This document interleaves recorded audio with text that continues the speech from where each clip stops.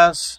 Today we're going to talk about tuning the 5R110 to work behind a Cummins, in this case a 12 valve. There's been a lot of guys wanting to know some information about it, so we're going to go over a little bit of what I've done to this truck and how I made it shift as good as it does, and some of the do's and don'ts when it comes to making it shift correctly. Now for my particular setup, I'm using an SCT by 3, which is the older version, and I'm pretty sure they do not manufacture these anymore, but they do have the SCT by 4 and the live wire. Now some of the settings may be a little bit different, so don't quote me on everything, but this should be pretty close to what you might have. Alright, first off, plug in your SCT, and then from there you're going to select Program Vehicle, Strategy Tune.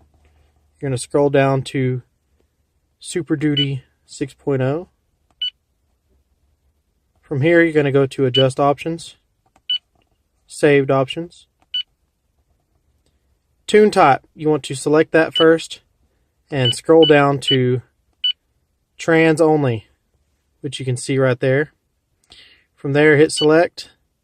And then from here you have several different options you can choose from. Here's Locked Converter, Aggressive Tow Haul, Locked in 1, 2, 3, Firmer Shifts, Axle Ratio you can change, Rev Limits, which you don't need none of that, Speed Limit, you don't need that either, you don't need Rev Limits, you don't need Idle Speed. Here's the Wide Open Throttle Shifts, you can change the percentages of all these, like at the 3 to 5. You come here, you can change the percent, which we don't want to mess with that. The only thing you really want to mess with, just depends on what you're going for, is locked. It'll say normal or locked, and then you want to come down here to aggressive tow haul or locked in 1, 2, 3. Now those are the 3 settings that I have done on mine. Mine is locked. I have the aggressive tow haul, and I have locked in 1, 2, 3. And this is how I get mine to shift the way it does. This is my factory forward throttle pedal. As you can see, the throttle position sensors there. This is the main way I suggest that you do this. That way you have a good known throttle position sensor that's already calibrated to the transmission. And then you just bolt onto it or weld or however you want to do it, and it'll pull your cable. Now what you need to do is you need to make sure that when you're pulling your cable, the RPMs are what the transmission wants. And you may have to adjust this when you put this on here and get the transmission tuned or however you want, or you can try it stock. Factory's the way I did it, and that's how I got it to shift good to factory, and then from there I went to tune it. Now I had this shorter. Right now it's about 12 inches long. I had it about 9 inches long the first time, and it wasn't long enough. I had to press the throttle too hard to get any RPM out of it. And now it's just about right. I still have the factory spring up there, as you can see, just like it would on the in a Dodge. So that allows me. So this movement here takes up the play and the pedal, and then it starts to grab. So you're not grabbing before the position sensor is reading throttle position. Now this is just the way I would recommend doing it, and then play with it until you get it the way you like it on a factory tune, and then from there you can go ahead and change the transmission tunes itself.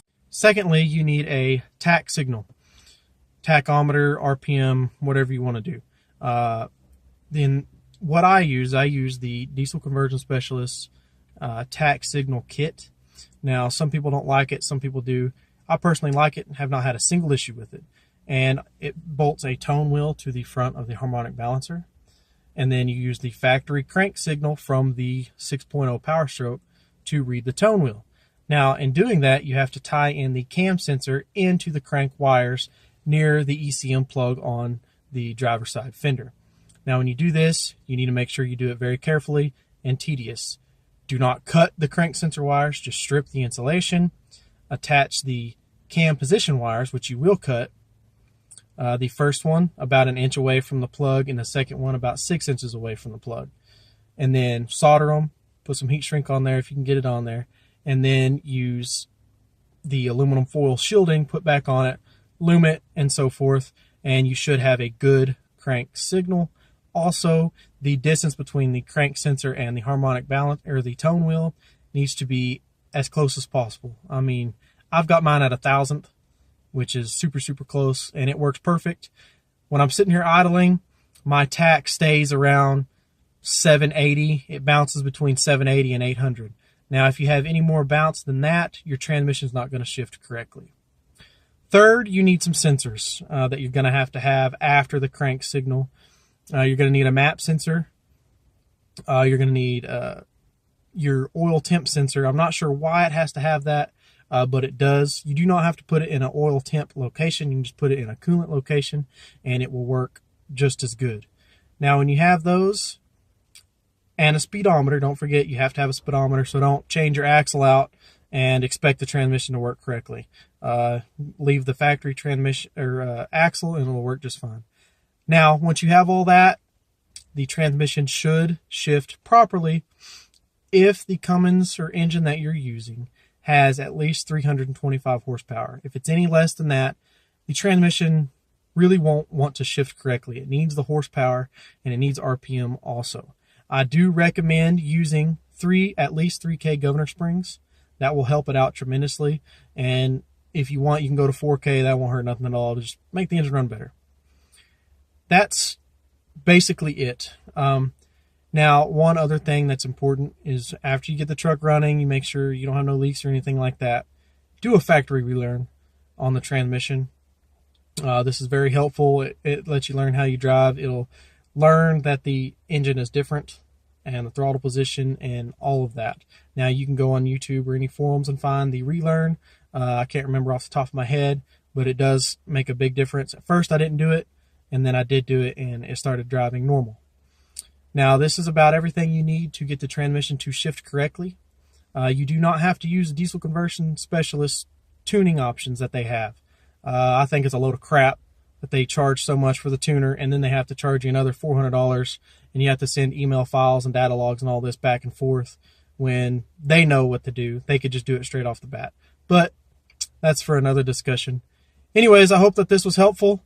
And we'll have some more videos coming soon, maybe of some wiring. I think I'm going to buy a old harness and then go through the wiring for you guys. If y'all would like that, let me know, and I'll get something going on that. Anyways, y'all have a good day, and I hope you enjoyed the video.